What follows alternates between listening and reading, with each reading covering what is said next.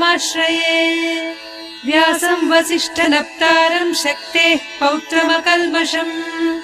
पराशरात्मजं वन्दे सुकतातं तपोनिधिम् व्यासाय विष्णुरूपाय व्यासरूपाय विष्णवे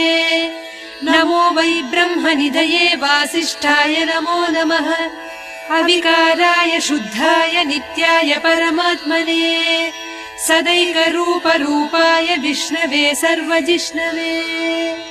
यस्य स्मरणमात्रेण जन्म संसारबन्धनात्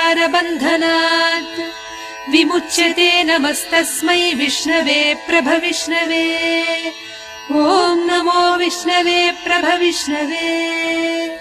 श्रीवैशम्पायन उवाच श्रुत्वा धर्मानशेषेण पावनानि च सर्वशः युधिष्ठिरः शान्तनवं पुनरेवाभ्यभाषत